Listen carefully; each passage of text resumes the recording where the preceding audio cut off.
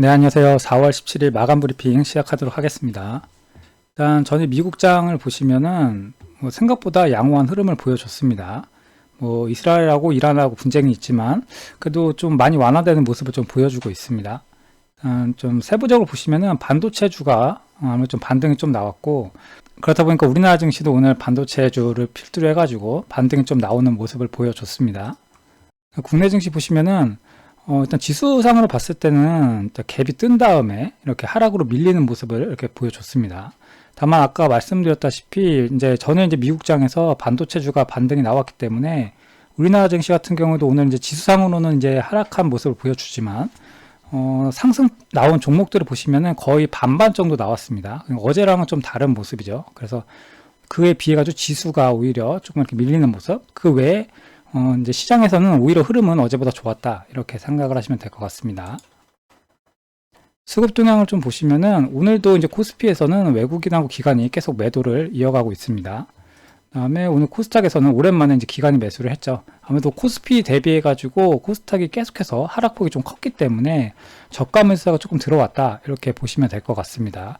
특히 오늘 이제 장을 보시면은 이제 하락하던 종목들 중에서 이렇게 단기 반등이 나오는 종목들이 꽤 있었어요. 근데 거의 윗꼬리를 굉장히 길게 달고 내려왔죠. 그게 올라갈 때 이제 차익 실현이 대부분 나오고, 그 다음에 수급이 그만큼 약하다, 이렇게 생각을 하시면 될 것 같습니다.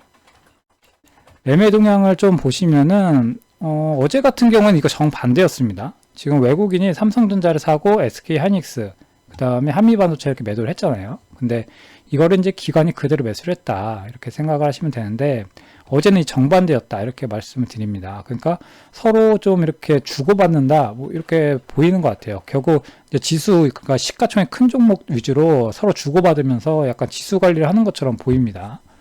그리고 이제 코스닥 같은 경우에는 딱히 특별한 건 없는 것 같습니다. 코스닥 같은 경우는 시장 자체가 지금 워낙에 코스피 대비해가지고 수급 자체도 워낙 약했었기 때문에 특별한 건 없이 그냥 단기적인 반등 위주로 나오고 있다. 그리고 계속해서 시장에는 어쨌든 미국장이 생각보다 좀 괜찮긴 했지만 그래도 불확실성은 계속해서 남아있기 때문에 그게 이제 해결이 되기 전까지는 강한 상승을 좀 기대하기는 쉽지 않지 않나, 이렇게 생각이 됩니다. 환율을 보시면 어제보다는 조금 떨어졌죠. 근데 그래도 그렇게 크게 변화는 없다. 그래서 환율은 계속해서 고환율 유지가 되고 있고, 환율은 그래도 하루에 한 번 정도씩은 체크를 좀 해보시는 게 좋을 것 같다는 생각이 됩니다.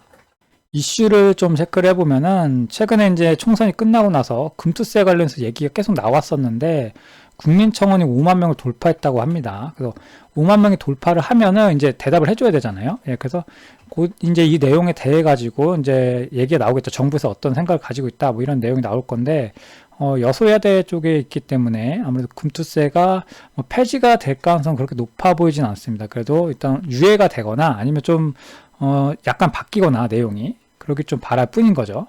그리고 이제 여야가 이제 한 목소리 낸 게 그나마 ISA 관련된 세제 혜택, 이 부분이 있어서 그나마 조금 금투세 폐지 때문에 힘든 부분이 있지만, 물론 이게 금투세 폐지를 모두 다 커버칠 수는 없습니다. 그렇다고 해도 일정 부분 그래도 빠져나갈 구멍을 좀 만들어줬다, 이렇게 생각을 하시면 될 것 같습니다. 나중에 기회가 되면은 제가 이 ISA랑 그 다음에 금투세 관련해서는 따로 영상을 만들어 보도록 하겠습니다.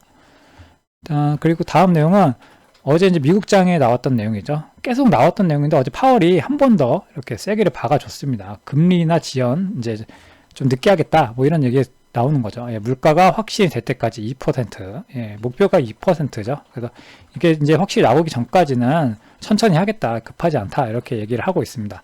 그렇다 보니까 미국 국채 2년물이 한때 한 5%를 넘어갔었던 모습을 보여줬죠.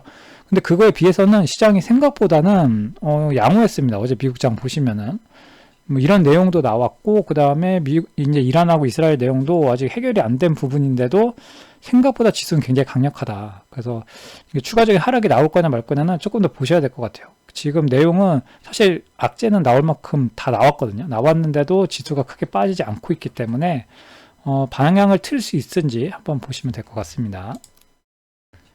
다음 내용 보시면은 저번에도 한번 말씀드렸는데 이제 실적이 좀 좋아질 종목들을 볼 필요가 있다라고 말씀을 드렸잖아요. 근데 화장품주, 그때 말씀드린 게 화장품주였는데 나온 뉴스로는 화장품주가 역대 최대의 수출액을 기록을 했다, 이렇게 얘기가 나오고 있습니다.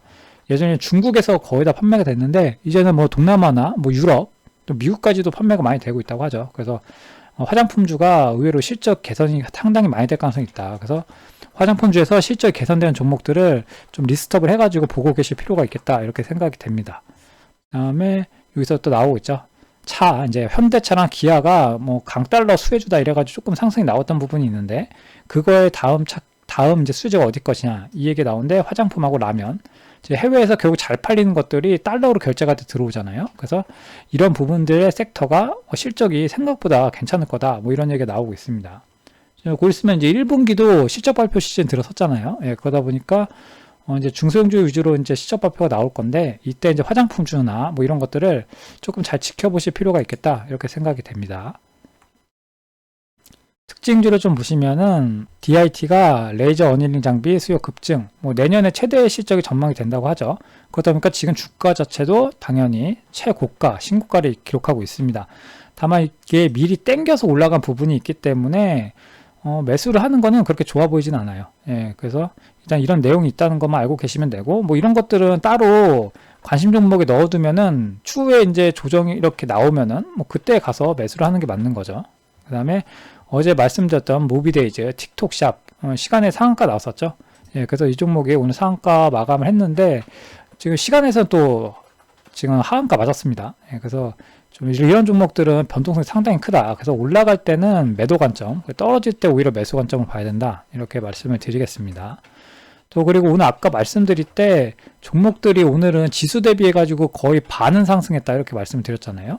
그 반의 대부분이 이제 반도체주가 많이 있었습니다. 뭐 물론 바이오주도 조금 있지만 주는 결국 반도체주였다. 그래서 계속 말씀을 드리는데, 주가가 이제 하락을 할 때, 지수 자체가 내려올 때 원래는 이제 새로운 주도주가 나와서 이제 지수를 좀 받쳐주면 흐름이 나와야 되는데, 이런 흐름이 없다고 하면은 기존에 이제 강했던 섹터 있잖아요. 그러니까 반도체주, AI주, 뭐 이런 것들이 조정이 나올 때마다 계속 받쳐주는 흐름이 나옵니다. 그러다 보니까 지금 다른 종목들은 계속해서 죽을 써도 결국 반도체주랑 AI주는 지금 뭐 크게 떨어지지도 않고 반등이 계속 나오잖아요. 예, 그래서 이런 종목들 위주로 지금 단기적으로 보는 게 더 맞다, 이렇게 생각이 됩니다.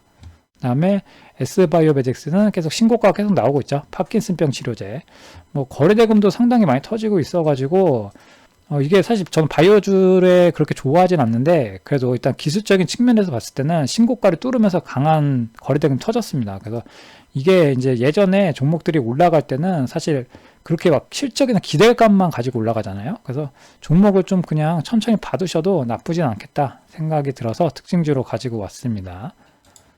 시간에 이제 특징주를 따로 보시면은 결국 여기 보시면 아실 수 있죠. 대원전선, YC캠, 네, 이렇게 있고, 아까 말씀드렸던 S바이오에 있고, 그 다음에 뭐 이런 것도 있죠. 예. 기본적으로 계속 AI 관련된 뭐 전선주, 그 다음에 반도체주, 뭐 좋은 흐름 계속 나옵니다. 밀릴만 하면은 수급이 들어오고 계속 이러고 있죠. 근데 다른 종목들은 그만큼 세지 못하다. 결국 이런 종목으로 종목을 이렇게 압축해가지고 매매하는 방식이 좋겠다, 이렇게 말씀을 드리겠습니다. 하락폭 나온 걸 보시면은 뭐 모비데이즈나 플레이디, 틱톡샵이 아까 말씀을 드렸죠. 예, 국내 진출할 계획이 없다, 이렇게 말을 했다고 합니다. 그러다 보니까 이제 시간에 이렇게 강하게 빠지는 모습이 나왔는데, 내용을 좀 자세히 보면은 뭐 당장은 없는데 할 수도 있다, 뭐 이런 식으로 얘기를 했어요. 그리고 다만 올해는 아니다, 이렇게 얘기를 했습니다. 그러니까 뭐 내년에 할 수도 있죠. 그리고 뭐 이런 내용들은 워낙에 계속 바뀌기 때문에 뭐 이제 이게 뭐 그저 끝났다, 이렇게 말하기 좀 힘들 것 같아요. 다만 일단 이걸 진행한다고 강하게 상승이 나왔던 부분이기 때문에 그걸 안 한다고 했으니까 당연히 하락하는 건 어쩔 수 없는 부분이겠죠. 그래서 이런 것들은 단발적으로만 봐야 된다, 이렇게 말씀을 드립니다. 오늘 이거 내용이 사실 별거 없어요. 예, 계속해서 불확실성이 해소된 게 없기 때문에 그게 해소되기 전까지는 계속해서 지켜보면서 천천히 매매를 이어가시고, 매매를 하실 때는 뭐 다른 섹터를 굳이 건드리기보다는 이런 거 아까 말씀드린 AI랑 반도체 이런 주 위주로 밀릴 때마다 한 번씩 건드려 보시는 거, 예, 그게 좋을 것 같습니다. 네, 그러면 오늘 고생 많으셨고 내일도 좋은 결과 있으시길 바라겠습니다. 감사합니다.